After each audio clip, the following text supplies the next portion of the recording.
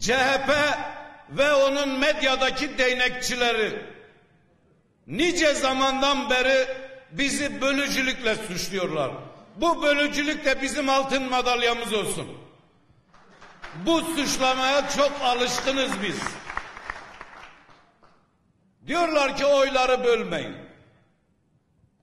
Peki, biz bu tezviratı boşa çıkarmak için dedik ki hadi gelin bakalım. Madem oyları bölmeyeceksek, ilkesel olarak kente yaklaşımınız nedir? Biz bir şey de istemiyoruz. Gelin kente dönük siyasetinizi söyleyin. Neoliberal sistemin kavramlarından bir tekini bile kullanmadan ama. Bize dediler ki sizinle yan yana görünmemiz bize zarar verir. Ben de onlara dedim ki eş başkanlarımız ve vekilimizle beraber biz buradaki temsilciler ve burada olmayan yoldaşlarımız bu ülkenin, bu toprakların en şerefli insanlarıyız. Tarihi en aydınlık insanlarıyız. Ömrümüz faşizmle, zulümle, mücadeleyle geçmiş. Mazlumun yanından bir an olsun ayrılmamışız. Bizim yanımızda durmak kendini bilene, insan olana sadece şeref verir. Sadece şeref verir.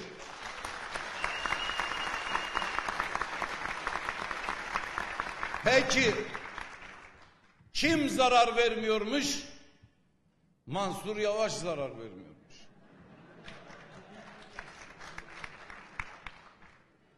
Deniz Gezmiş'e katil, o partiye çok yakın siyaset yapan devrimci yoldaşımız Eşber Yağmurdereli'ye kör, Yılmaz Güney'e katil, çeteci diyen bir adam bunlara zarar vermiyormuş.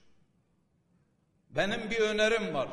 Malatya'ya da Mehmet Ali Ağcay'a aday gösterin. Kesinlikle kazanırsınız. Dün bana diyorlar niye bu kadar CHP'ye çakıyorsun?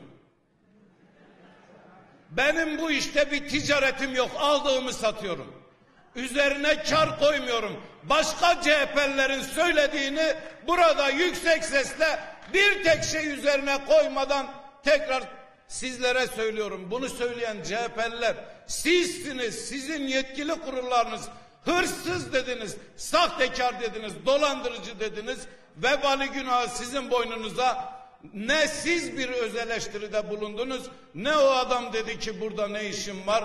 Tuttunuz Sarıgül'ü İstanbul'un betonarmeyle özdeşleşmiş kentinde, kendi ilçesinde bir tek gölgelik bırakmamış adamını aldınız. Bu umudumuzdur dediniz. Bu sizi utandırmayacak, bu size zarar vermeyecek. Yoksullar, mazlumlar, Aleviler size zarar verecek, öyle mi?